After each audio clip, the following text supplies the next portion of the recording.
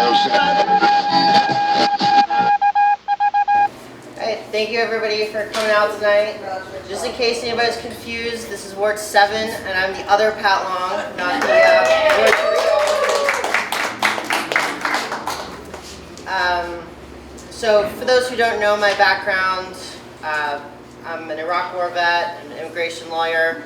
I've actually been interested in public service from a very young age. My grandma actually kind of tricked me into it. My grandfather... They always do.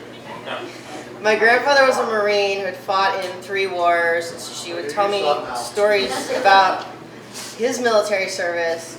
And originally, as just like a little kid, I just liked them because it was entertaining to hear about the war and adventure, and didn't really pay attention to the deeper lessons that she was trying to teach me. But over time, she did teach me more about the importance of service and of sacrifice for the greater good, and talked about the sacrifices that my grandfather and really the whole family had made with him being away for 3 wars.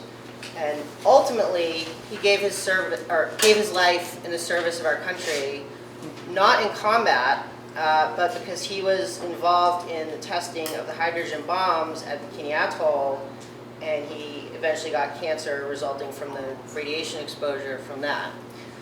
So my grandfather's story inspired an interest in public service that led to me joining the military, and my only regret about that is I did it a little too late for my grandma to have seen it. I joined when I was right before my 19th birthday, and she died when I was 16. It also led me to go to law school, become an immigration lawyer. So I was in the National Guard for 10 years, 10 and a half actually. 6 of those were in the units out of the armory down here in Manchester, ultimately deployed to Iraq. I had the option to stay with my unit and be in a unit that was only going to be safe in the rear in Kuwait, but I volunteered to transfer to a different unit and serve on gun track there. And then went back to school, finished law school, became an attorney, and so continuing on with that, yeah, I think there's Manchester has some serious issues facing the city right now. We have a homelessness and housing affordability crisis, and that's, I don't know all the answers to that. This is a multifaceted crisis. Part of it's housing affordability, things that just got too expensive, and that's actually so what pushed me to move up here from Boston is things were too expensive down there. So I saw it there, and it's the same thing that's happening here. So I want to work on that, make sure that we can get enough housing built for the city's needs. And then the other component of that is that a lot of people have their mental health or substance abuse issues. We need to make sure that we're getting them the services that they need. And as an attorney, I've worked with a lot of clients who either are in poverty or have a mental health or substance abuse issue, the same kinds of issues that cause people to wind up homeless. So it is something I have some experience with, although by no means am I an expert on it. But I do want to make sure that we're listening to the experts, listening to good ideas, wherever they come from, whether those are Republicans, Democrats, undeclareds, whoever. And in fact, although I'm a Democrat, being originally from Tennessee and an Iraq War veteran and a small-time landlord, I do understand the values of the other side, and I do want to work with them to do anything we can do to solve the challenges facing the city. And the other big challenge I see right now is we have to make sure that our schools are properly funded. That's primarily a state issue, but definitely want to make sure that we prosecute the lawsuits against the state as vigorously as possible, because they are underfunding us, and then if we're not successful in that, do what we have to do to make up the gap and make sure that we can provide the education that our students deserve. And so I'm hoping to get elected on November 7th and get the chance to do that. And as one last thing, I want to remind you guys that tomorrow is my birthday. So if you didn't buy me a present, make sure you donate generously tonight.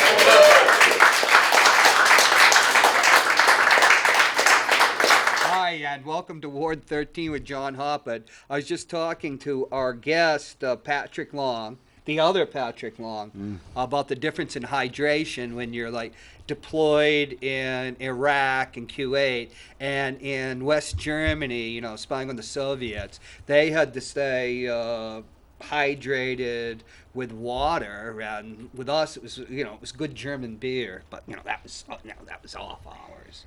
Although we did have our pub, Snoopy's, at Echterdingen Airfield. Hey, Gonzo, how are you? Haven't seen you in a bit. I'm good. Thanks for having me on this politics season. I think it's good to have you here because if we seg you into education, you're very good handling those subjects. All subjects. Why don't you ask the first questions of Mr. Long? Well, all right. You guys are talking about hydration. Did you guys ever drink Pedialyte? I don't believe so, no. It's becoming like a big thing now amongst the Gatorade, Pedialyte. Well, we Like, have it's to a huge introduce. thing. Well, you just asked me to ask a Granted, question. people, Gonzo, I know you haven't been on the show like for maybe 3 weeks. Right. But, you know, people might have watched the last show and know that Patrick Long is a combat veteran Right. and a veteran of what would you call? Well, why don't you tell us about your military? Not quite combat veteran, so I never actually saw combat, but I went to Iraq. Right. So it was the global war on terrorism, and I was there relatively late in the war. Deployed to Kuwait and Iraq in 2010 to 11. Yeah, it said in your bio that while other people have taken the safer mission in Kuwait, you decided to go into Iraq. Yes. On a gun truck. Yes. That's gonna be something scary, huh? Yeah, it is. But, you know, someone came around the first day of the deployment looking for volunteers, and Why'd you do that? Why they did needed you people, volunteer? Everybody in the army, you never volunteer for anything. Action? You like the action? What the Army taught me was that you should always volunteer because you get something better than if you don't volunteer. If nothing else, you at least get more respect. But, you know, sometimes you get out of the crap detail because you volunteered for something else first. Yeah. And, you know, it's a little more exciting to actually have a combat-focused mission, even though I didn't see any action, than it is to have a mission that's just you in the rear with the gear. The thing with Iraq, you know, I've been in therapy with veterans of both Vietnam and Iraq and Afghanistan with PTSD, is that even in a seemingly normal situation, because of improvised explosive devices, you can get attacked at any time. Yeah, that is the situation. Yeah. What brought you to the point where you found yourself in Iraq? Well, so I grew up with an interest in public service. I don't think I need to go up to You the were whole... born in Tennessee. Yes. The volunteer state. Yes. Yes. See, exactly. That's why I know to volunteer. Except that was for a different kind of war. We won't get into any rebel type of stuff. But you were born in Tennessee, and were you raised there? Yes, until I was 16. Okay. Then I left to go to college. I went to Simon's Rock, which is out in the Berkshires. I went to Suffolk University for law school. In between, I got a master's degree from, at the time, it was Franklin Pierce Law Center. Now it's Right. UNH Law School. So I, in college, joined, actually went to boot camp the summer after my junior year of college. I originally joined the Army Reserve, switched to the New Hampshire National Guard when I was up here at Franklin Pierce Law Center. And the Guard has been often deployed in the war on terror. I know people that have been in the reserves and the Guard who have made multiple deployments. That was in the era you're talking about.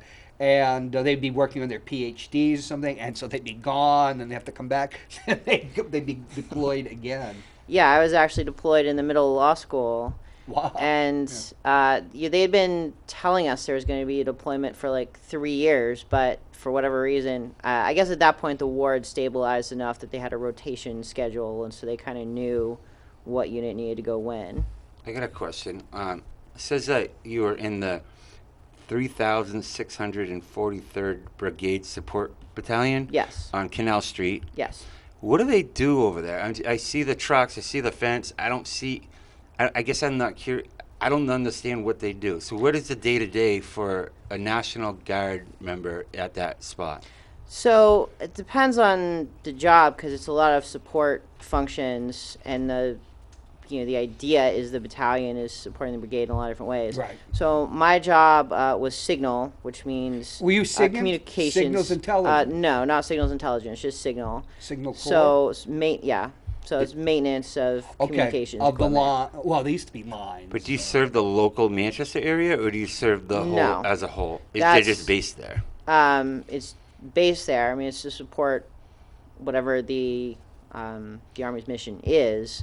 So, the training's local in the community here, Right. or at bases nearby, depending on how extensive it is. They feel like a lot of people see the place. They just what happens there, sometimes it looks like it's just kind of there and nothing. When but I there was a are kid, there's in the- stuff going on there, right? When I was a kid in the Vietnam area, you saw people there, and but for the longest time, you really didn't see it. You'd see the trucks. I went to a stuff petting like zoo that. there once, I think. And Yeah, I did. they used to have the DMD over there back in the 70s. And, you get to see Frazier versus Ali at the They're saying that like that would be a potential spot for the homeless people at one point. Would that work? Is that a facility that a different issue, but I didn't know. I mean, it's we could seg you into it. I just don't know what that whole area that's fenced off in a nice spot of Elm Street, really. But when you I join, don't know if it's really a place you could live. I mean, I've slept in that armory a few times on a cot, but there's not separate living quarters or anything, so it'd be a little It is bit functional, though, correct? this more or goes, less. There were some asbestos problems when I was there, but I Right. think they cleaned that up. Patrick, this goes back to the time of the turn of the millennium when the homeless problem was bad then. And Joyce Craig's father-in-law, who had been the chief of police and retired, became head of, what was the place Charlie Sherman was the head of? MER? Families in Transition? Yeah. And both Joe Lavasser, who I believe was alderman from Ward 3 at the time, and Keith Hirschman, who was his first time as 12, one of the suggestions they made was to use the National Guard Armory. It still to comes help up from the time to homeless and time, stuff, but it doesn't seem to be a. We'll get an into option. homelessness, but when you join the reserves and then the guard, knowing fully well you could be deployed, what made you want to serve in the military? Well, I guess it's patriotism, and I think, again, always had an interest in public service, and that was a way to serve at that time. With me, it was my family has served since we can even document it since King George's War, which is 1740, before the French and Indian War. Every one of those conflicts and stuff.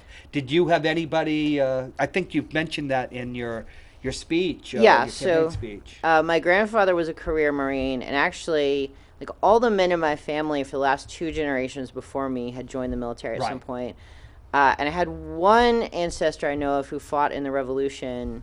Probably some we won't talk about that were on the wrong side of the Civil War. But The War of the Rebellion, as we used to call it in New England. but we had a big gap. There's no unbroken Right. tradition like your family. There's Right. this one guy in 1776, and then the more recent generations had. But then in my generation, I'm the only one who joined up. Often you meet people that they do join. A lot of them, they do have family and a history of their family. And a lot of people from the South, it seemed to, at the time I was in the military, had a higher level of patriotism. And it died with you. Oh yeah, I'm no patriot. Yeah. Well, you don't have any kins either. Next of kins. So. Yeah, my niece. My niece was a captain, our only officer in like 300 years. I got my face, sir. Oh, there you go. And her sister was in the Air Force. I think she's still in the Air Force Reserve. So this goes way back. Father, World War II veteran, grandfather, World War One. Another grandfather was in the Spanish-American War, but we don't talk about that because I guess he deserted, which was common.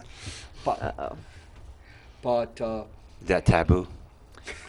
It's not something you're supposed to do. Well, Back that in was the a day, di- they would shoot you for it if they caught you. So yes, but the Spanish-American War was an imperialist war, and that's Bronstein Park has the statue for the war. A lot which of has been Democrats are removed. kind of like wars, and more people that are against war would be considered Democrats. Would you say? You find a lot of I don't know, I Democratic think it's politicians complicated. have been in the military. It's now. complicated because you have to show force to have defense. You know, you gotta. I've met be a powerhouse. congressmen, Democratic congressmen from Texas that are veterans. It seems to be a thing that of your generation. What is your generation? Generation I'm. Z? I guess I'd be a millennial. Millennials, right. I don't like the label, so I'm Gen Y, even though that's out of fashion now. But so I was, Gen Y, that's right. That's like a brand that went. so I was born in 1987, though, so it's a little. Yeah, it wasn't quite the last decade of the millennium, so it's a little weird being called a millennial. So you live in Manchester now? Yes. How long? Since 2021. What do you think? What's your overall on Manch? Well, I mean, I love it, and I knew that when I came here because I had served in the Guard here. Right. I've been volunteering on campaigns here going back to 2008. And that's, one thing I loved about New Hampshire is that the politics is a lot more local, and you get to meet your elected officials and the people that want to be your elected officials and participate more directly in the democratic process. So Manchester So was a true. destination place for you. It was. You seeked it out. It's almost like fate brought you That's here. big, though. That's big if you're going to run. Well, Like, fate. people want to know that he loves Manchester because people love Manchester who live here. They really Yeah, do. I ran away, but I got sucked back in like Michael Corleone. It's the and best. Mafia. Manchester's the best. It Well, really is awesome. Fate kept bringing me back. So. But that's true. It is fate. And, your unit was here. You got to know the city. And you were in the, before, you were in the Boston area? Yeah, I lived in Boston. Actually, my office is still down there, but I only have to go 2 or 3 days a week now that we're Right, it's listed when I looked you post-COVID. up. So I decided I was tired of renting, wanted to buy a house. Boston is just insanely expensive, even as an attorney. This Yeah. is more than I could really afford. So started looking around, and Manchester prices made sense. The time to have bought the was time. back in 1988 or 9, but as a 2-year-old, you probably couldn't have swung a mortgage. Well, Probably not. one thing that's a big issue in Manchester is, was it 1% vacancy right now? Oh man, It's like crazy. it's really hard to find a spot, even if you have the money to get it. Never mind if you don't. So it seems like an uphill. Like a lot of people are kind of staying in place where they are, shelter in place, because like if they're staying with their parents and you get in an argument with mom, you're kind of like second guessing moving out because where you're gonna go, you can go to like Candia or something like that, but to stay in the Queen City, you kind of gotta deal with mom. Yeah, Yeah, Mary I Heath think- mentioned too on the last show about how one of the things an alderman she has to do is she was contacted by an elderly constituent who's having trouble remaining in her home. What can an alderman do to help this situation of lack of housing? Well, so I think the biggest thing for the lack of housing is we need to build more. So both market rate and affordable. So we're about 3,000 units short of where we need to be. And, that doesn't just affect people that are actually homeless now. It affects people who are, in some way living on the edge, like Yes. the person who's living with their mom and would like to move out, the person who, can just barely afford the rent, but maybe not also afford their medication. So We've had situations, people we know like that too. Yeah, so we need to build more. So there's about 2,000 units that are in the pipeline toward that 3,000 that we need, but that still leaves us 1,000 short. So I think we've have made some progress in the last few years, but we need to continue that under the next mayor and board of aldermen. And as far as market rate stuff, that's mostly just the government getting out of the way, letting people build what they need to build, and the market will. By that, its do you magic, mean but- zoning regulations that prevent the building of Lapsing, multi-units? like lessening the boundaries on them. I was Yeah. loosening the belt a little bit. Yeah, and so I think I've noticed that a lot of lots have been split lately. Like people will sell that a lot and then kind of build on top of it, get the zoning permit, and then boom, there's another lot. And then if that keeps happening, you're not going to get 1,000, but you'll get Yeah. towards it. Um, Progress. So yeah, and then as far as affordable housing, we have an affordable housing trust fund. Was funded with ARPA money, so that I don't think it's completely run out yet, but it's going to run out. And I've already been hearing that the developers now won't even apply for the money because they can't get enough to actually build anything to be profitable to build. So we need to seek out more funding for that. And then beyond that, on a smaller scale, trying to connect people with any resources that may be available to them, and that's going to depend a lot on their particular situation. Is the Board of Aldermen, and it was Mayor Craig, vital in boosting the amount of building of residential properties? I think she was. Seems like a lot of projects came to fruition in her last 2 terms, because the 3rd term was still the hangover from 8 years of Gatsis, where a lot of the stuff, when I got back here in 2010, all the development that was supposed to happen south of the arena never happened. I've never seen. It was like a ghost town, and now it's being developed. I live in Ward 1, and I've never seen so many houses currently being built. And where the hell did these houses? How is this happening? But what they're doing is splitting these big lawns up. Yeah. 40K lawns, and now they're selling their house. The buyers buys it with the intent on building. Yeah, on you it. build 2 and units. everything's going through right now. And I don't know if that's a bad thing, but if you got house, big lawn away, they're gonna get approved if it's just another house. Like if it's close already.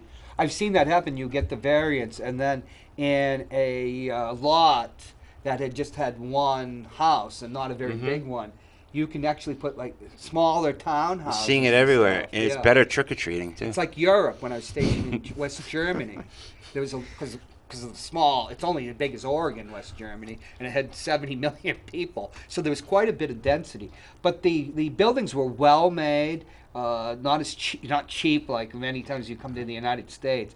You couldn't hear your next door neighbors, and you everything was first rate there. But that's Germans. Well, if you remember COVID, it was so expensive to build a house, like the wood, every other material, so much. But now it's coming back to earth, and you are seeing it. There's a house being built on North Bend. There's a house being built on Whitford. It's just like, whoa, where are they? They're just kind of jamming them in because you take an aerial view, and if you're a developer, you see something for sale. You're not thinking buy it and flip it. You're thinking buy it and flip too. Well, why don't you segue from this into the homelessness issue? I don't think any of this, what we're just talking about, has anything to do with homeless people. Does it have anything to do with homelessness? No, and no one's buying a house in the North End. I'm saying that's homeless. I don't think new housing and new residences are going to help that. I think it's all coming from out of Manchester. Really, it's all being sourced into Manchester because we have a heart and the rest of the state sucks, really, if you think about it. How does It's Manchester deal with the state of They're all come New here. Hampshire? I mean, I've seen with the relationship, because, I follow City Hall and politics. At first, the relationship with Sununu and Joyce started out okay. But Sununu, as anything, is a politician. And he used crime and drugs to handicap Ted Gatsis in 2016.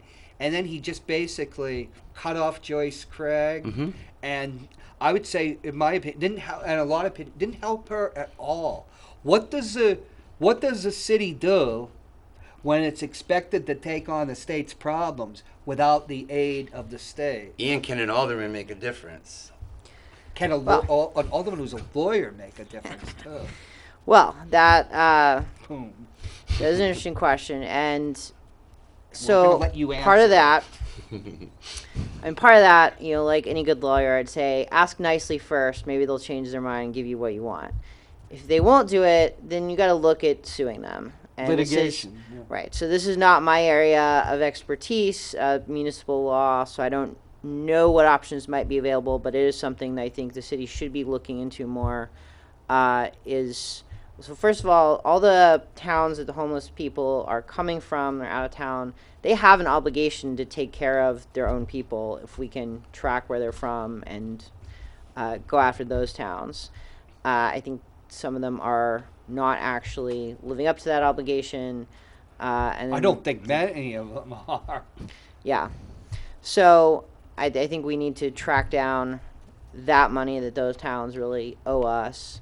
And then as far as the state, there's different areas where they may be underfunding us that we can look into. So right now there's litigation going on over the school funding because that's inadequate. That's been going on since I lived in California back in the 20th century. Claremont 1, then Claremont 2. And I actually had a panel of lawyers on here talking about the unique, New Hampshire's unique in the way its Supreme Court and the Constitution and under the Constitution, the legislature act together, and it's created a degree of entropy, would be a word, because unlike other states, nothing seems to actually happen. Yeah, so The courts don't force, I'm not using the term equity, the racial equity, but equity, which is certainly a component of it, but equity in that that students should be treated equitably in the form of the money that they get as students. Yeah. Yeah, so I think the Claremont decision was a little too vague in the obligations it placed on the legislature because it just requires them to provide an adequate education, and it's not even clear who is responsible for deciding what's an adequate education. So you actually had that in the Conval lawsuit that's going on now, where Frank Edelblut was saying it's not his responsibility to decide what's an adequate education. He's just going to do what the legislature tells him to do. But then the legislature seems to have decided that it's not their responsibility, that it's But the he's a executive member of the branch's. executive branch.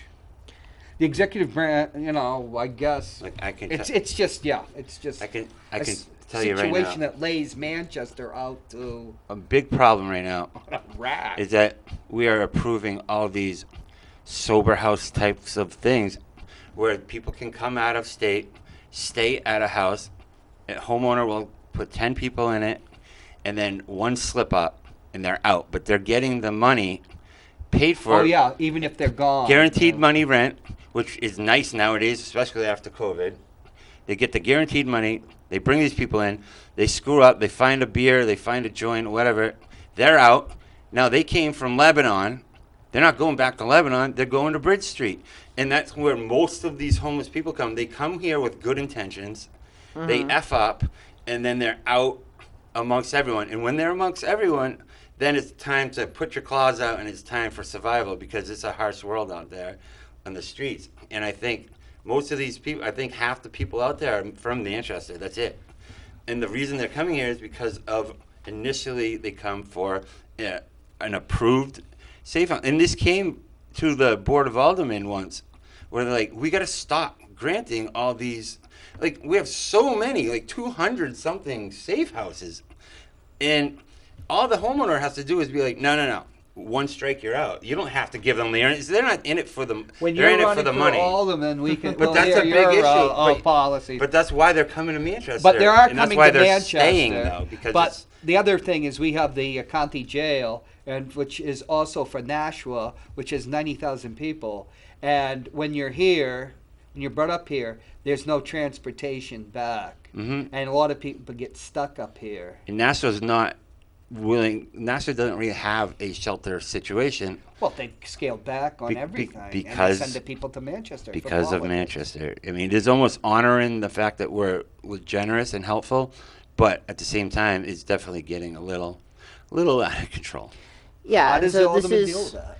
well. I mean, it's a bit complicated because we do have to take care of the people that are here, or otherwise we're going to have problems. Yeah. The people that are here are going to be on the street, getting into trouble, doing more drugs, bringing more drugs in. But we should be making sure that other municipalities and the state and the county are paying for their fair share of the problem that they have dumped on us. And that kind of goes back to what you just said, Concord's hatred towards Manchester. Well, I never said that, but I've Well, said it in it's the past. but 'cause I- if you're up there, I'll say it. A lot of people, We're getting no support from the Republican Sununu, who just some reason. When do you see Sununu in Manchester ever? Well, he shows up with a big check every now and He's then. not a big fan. You can just say that. I could say one thing that an alderman like yourself could do is one thing that really is so irritating are Republicans, the few Republicans on the board or have been on the board, they just tear the city down. They insult Joyce Craig to, and not all of them, but certain ones to a degree that's misogynistic if they're a man, and I would say, in my opinion, it's almost psychotic if they're a woman.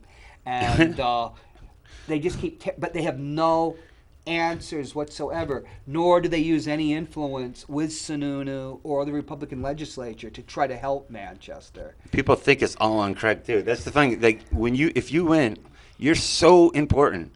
You're just one of 14, but still, you're more important than the mayor in a sense. You could use a bully puppet. We could use people. The mayor doesn't get the vote, but you do. Articulate the issues. Yeah, so I think we do need to be, really statewide, there's a crisis in terms of availability of mental health care and substance abuse recovery. So I think it does make sense to crack down on sober houses that are not actually doing anything to help people get sober.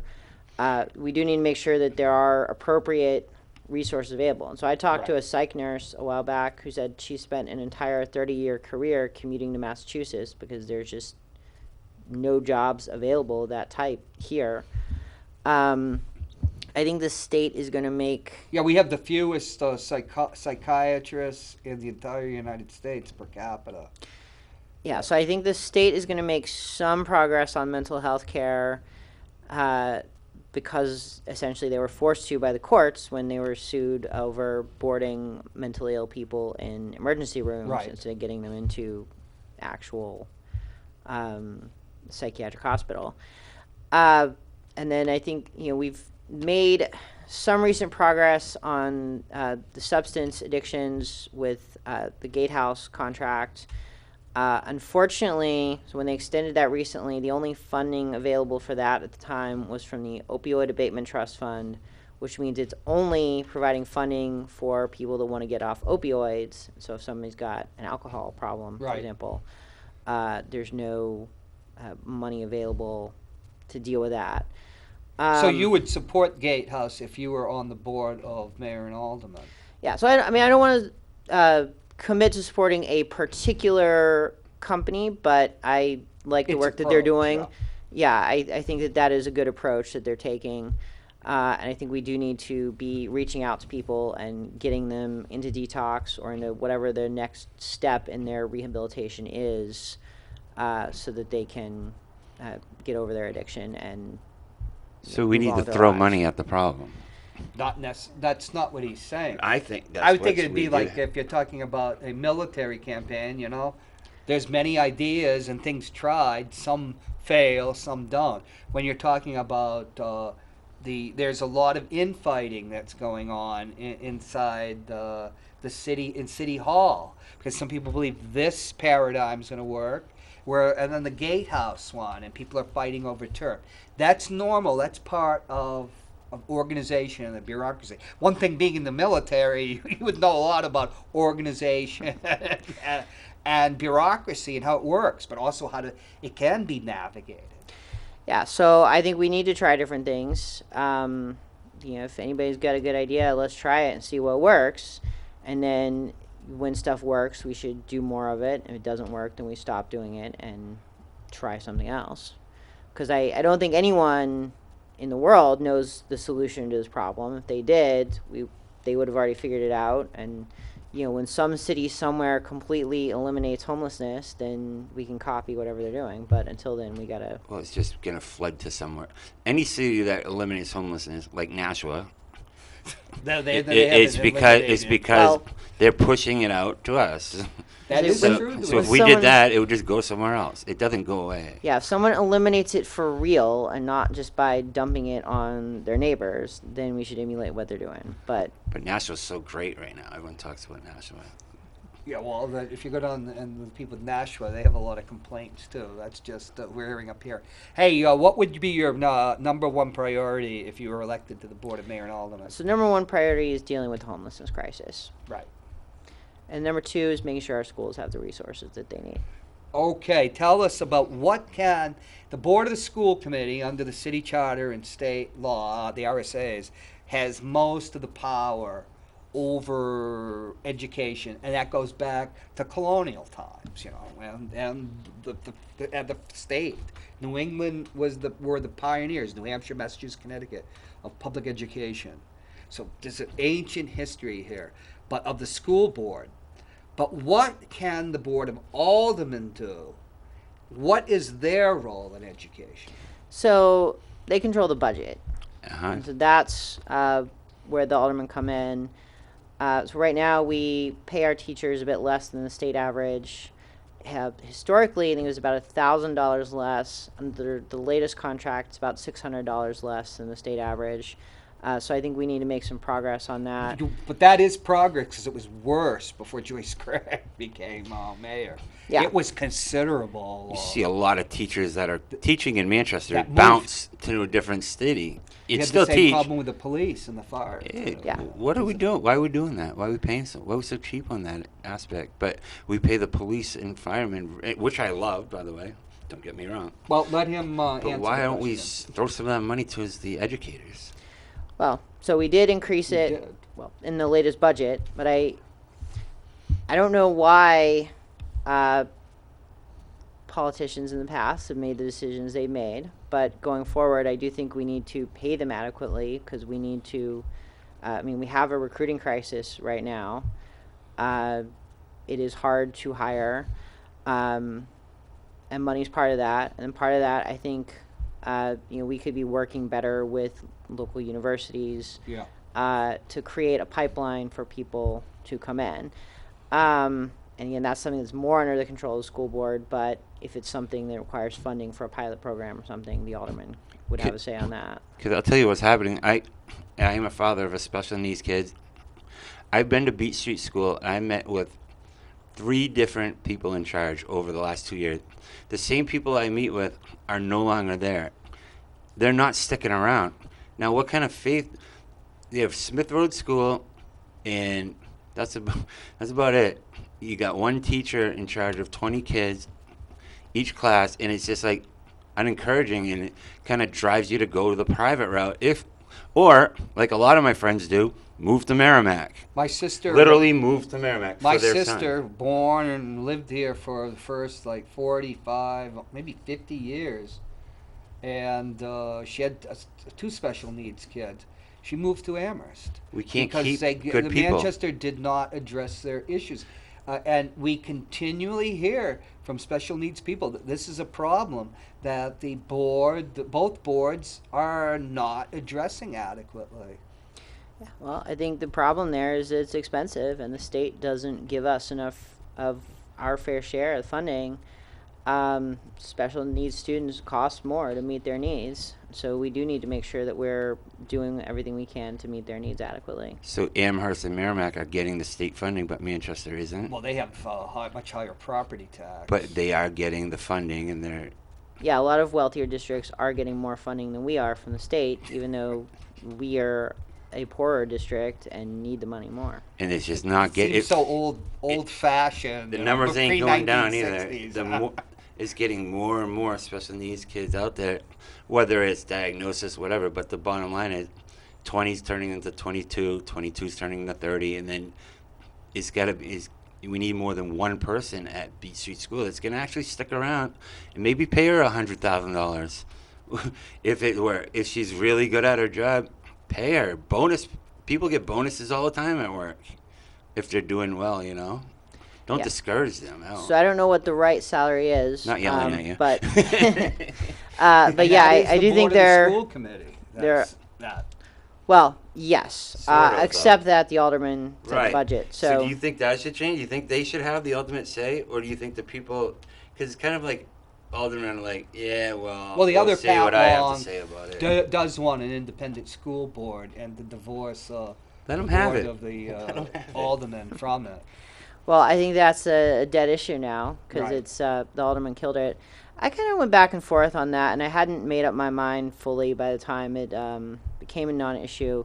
So I see the advantage of the school board being independent, and I think there's an accountability argument in favor of that. That if you have one elected body making the decisions by itself, then the voters know exactly who is doing right or wrong, and it's very easy to just vote them out or vote them in, depending on whether you're satisfied with their decision. On the other hand, there's a checks and balances advantage to having the school board propose the budget and then the aldermen vote it up or down. So I was leaning towards supporting it, but if the voters had voted it down, I would have respected their wishes and not tried to bring it back. Now, since you filed to do this? By the way, what does it cost to file? I'm just curious. $50. $50. Okay. Ever since that's happened, have you been noticing like people kind of noticing you a little more? Are you ready if you win to deal with the local fame of the eye on you? Because you can't be an alderman without people kind of be like, oh, that's an alderman right there. You know what I mean? Like. Well, you've raised All your eyes public on you. profile now. You ready for that? And have you felt it already? We know there are 2 Patrick Longs now in that. I am ready for that. I don't know if I've felt that outside of Ward 7, but I am at the point where I'll go to people's doors and they know who I am. Do people stop you at Dunkin's and be like, hey, good luck? I saw you on Ward 13. Nobody he needs is. to go on the morning show with Yeah. Peter White. Nobody's done that yet, but now maybe they will. Well, He- if well, you he go said on he- Joe Lavasse's show, people will know who you are after he yells at you. Peter will put him on. Put any Can we alderman. have number 3 up on the screen? If you get elected, you'll only be the second lawyer on the board. The other one is, of course, Alderman Lavasser. Hear from his censure in 2015. He looks angry. You you missed that one. You missed He that does, one. He does look angry. He's like, but he's probably intense too.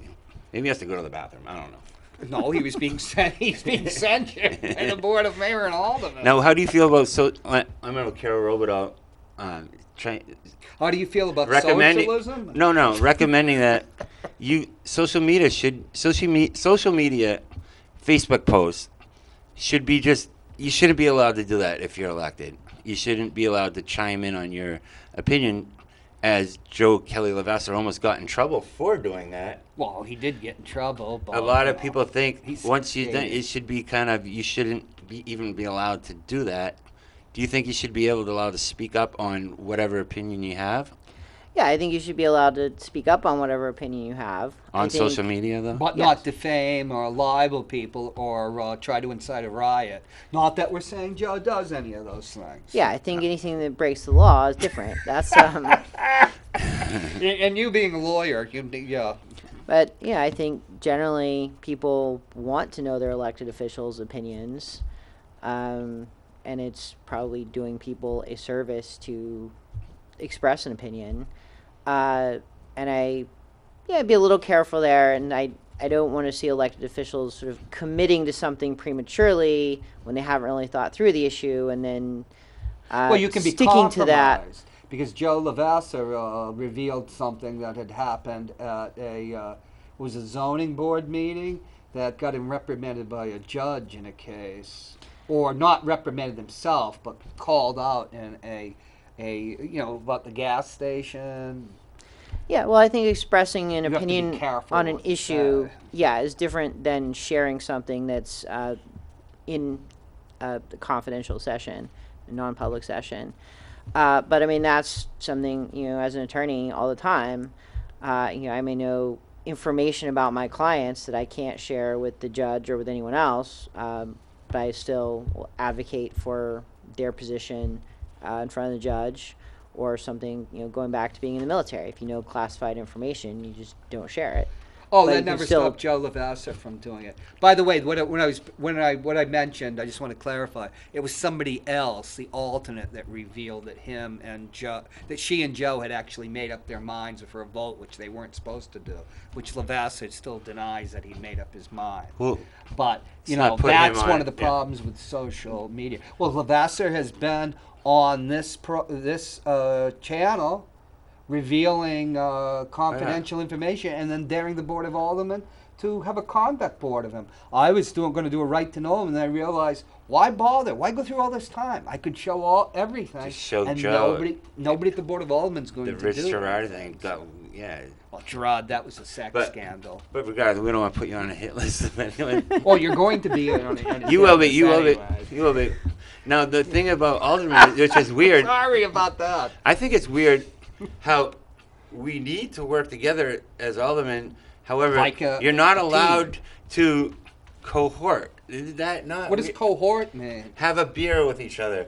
Meet Oh, in private- they drink. But the each rules other. are they can't though. That's not true. They can't meet in private quarters at alderman meetings. They can't.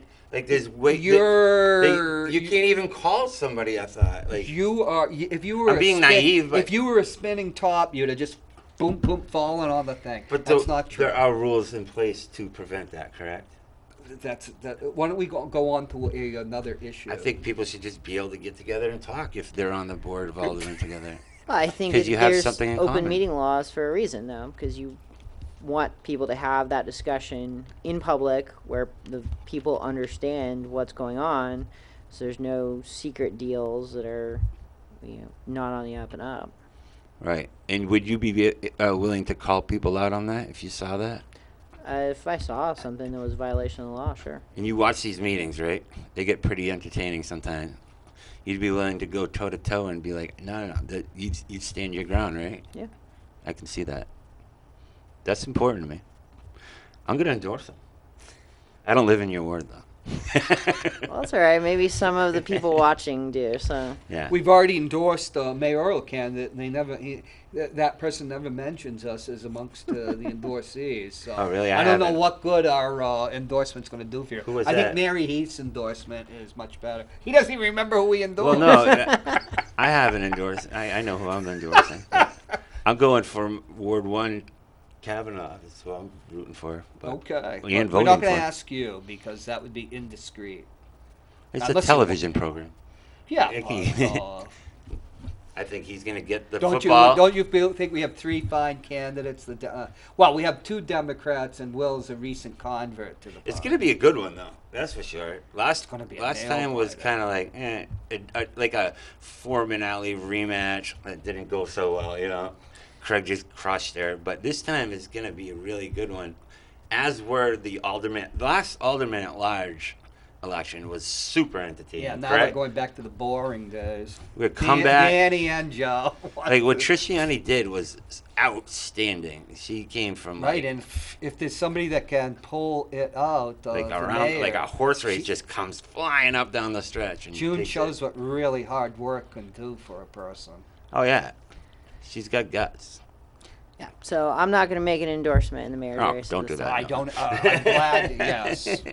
But 3 of the candidates came to my kickoff, so I will endorse whichever one of them makes it through the primary. Yes, and they're all That's awesome. everything's very friendly amongst the three. I think what I hear. I think after talking to you for like just if anyone just talks to you for 20 minutes, which you're willing to do if you knock on a door and they want to talk, you'll talk. I think they realize that you're not there to placate to anyone. You're there, and being an outsider. Coming in here, you seeked out Manchester, which is awesome. Well, you're an outsider, but you're And you're not looking an for outsider you're at the looking same you're time. looking at the best interest of Manchester. I can tell. I grew up here my whole life. I can tell right away by the smell test that you're good to go. That thank gives you. you a kind of, but being an outsider on the one hand, and being not an outsider, being on the inside, it's slightly different perspectives that actually give you binocular vision, which gives you depth perception. That's one thing I learned in the Army about optics. Mm-hmm. And yeah, because sometimes when you're so closely wedded to a city for your entire life, there are things that you might not want to see or might want not to ignore. Whereas somebody like Will Stewart is from Tennessee also, and he brought a fresh perspective too. Yeah. And It's like a Monet painting. You get blurry up front, but then you back up and you see what he's actually made. I was thinking more of a. We'll get into that afterwards. We don't have to. The big question is whether he even got to talk for 20 minutes. I think he did. I think he did well. Are you going to be doing any other shows or anything like that? Bob Backus's show is gone. Can When you does get- it we'll go off the see. air? I saw you on his show. Oh. Yeah. Ask him for a copy. Okay. Just knock We're on every very door. freewheeling here. as you Knock on every door. Show what I'm you. working Show on him it. who He's you are. we've still got like I've been- 6 minutes. What do you want to talk about? You let him talk. I was going I to tell will. a story since you mentioned talking to voters for 20 minutes. Right.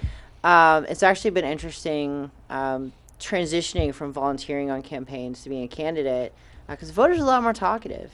So, as a volunteer, you ask them if there's anything they want to talk about. They're like, nah, whatever, go away. But as a candidate, there actually is a lot of stuff they want to talk about. And so there have been people I've talked to for 20 minutes. So it's an Which you're not interesting- supposed to because it takes up time. But I always thought that was fun. I love meeting the people and talking to them. But then Tim Smith, who was a state rep, he'd say, John, you can't keep talking like 10, 15 minutes to everybody. We'll never get through the neighborhood. I think you do. I think if you're lucky enough to get that opportunity, that's a vote you won right there. If you get 10 minutes, you win the. So why not? And you're not out there to burn through it anyway. You're Yeah. putting the time in. And I It's mean, all volunteer. you learn a lot by talking to people because there may be issues in their neighborhood that aren't citywide, but it's affecting them. And if you don't live in that neighborhood, you don't even know about it until they tell you about it. You told Mary something that was interesting I never heard about before, about Ward 7, that as you're going through Ward 7, you're finding out that there are different people and different groups of people in different parts of the ward that have different needs. Can you address that? Yeah. So I mean, the ward is it doesn't quite Can you go. throw up Ward 7 for a bit? You can keep talking. Yeah. So it doesn't quite stretch to downtown, but it has some more urban areas, and then it stretches out to Island Pond Road, which is a little more suburban. So I think those are different communities, and the more urban part of it actually includes some of the poorest census tracts in the city. Really? So talking about You got Valley Street as one of the borders. yeah, Valley Street's one of the borders. And I live on Hayward Street. Actually, the homeless shelter on Beach Street is just barely in Ward 7. Yeah. So that's sort of the boundary line of it in that direction. And so there are people that need a lot more help. There's portions of it where most families don't own cars. And speaking of special needs students, there are more special needs in the more urbanized part of the ward. And there's issues with lead and housing in some places. Yeah, it's amazing still in 2023 how pervasive lead paint is. Yeah, and the costs of that in terms of what it does to people are so extreme. Oh. Anything we can do to remediate that, we're going to save a lot of money in children's education down the road because they just won't need all the extra help that they'll need if they've got lead poisoning. Well, you seem to be a good choice for that neighborhood, that ward. Then you're committed to helping people, and everybody. Yeah, and then on To the different groups and their different needs. You plan on addressing them, and you're dedicated to that. And you have the experience of the military, and then as a lawyer. Yeah. And actually, I want to mention that as an attorney, I've worked with I haven't had a lot of homeless clients, but I've had a lot of clients who had mental health or substance abuse issues that are the same types that cause people to wind up in that situation. So that's taught me it's kind of taught me to hold two perspectives at once on the issue. Because on the one hand, I want to advocate for them and get them the help that they need, and be compassionate, convince a judge to be compassionate when I'm advocating for them. But at the same time, they need to take responsibility for their own choices. And I've seen this with a lot of my clients. The ones that don't take responsibility Right. end up coming back, needing my services again when, ideally they wouldn't. But the ones that do take responsibility move on with their lives and get their lives together. So you're talking about like a disciplined type of tough love. Yeah, I think that is it. I think, Well, I think that we've had a good Yeah. hour here, even though we are two irresponsible chatterboxes on this side who love to hear ourselves talk. But we'd love to have you back sometime in the future. We're going to do a show on immigration, I hope, and immigration law, which is your specialty. In the future, we can plan that out. Unfortunately, since you're neither an immigrant nor a lawyer, you won't be there. But you could come in and sketch. Maybe. Okay. If you need a campaign artist, this is the guy. Well, one serious note. It seems like voter turnout is up and up more than ever. Even the special elections are getting a ton of voters. Looks like you're going to be needing about 2,000 votes to take this thing, which is kind of a humbling thing to think that 2,000 people would vote for you.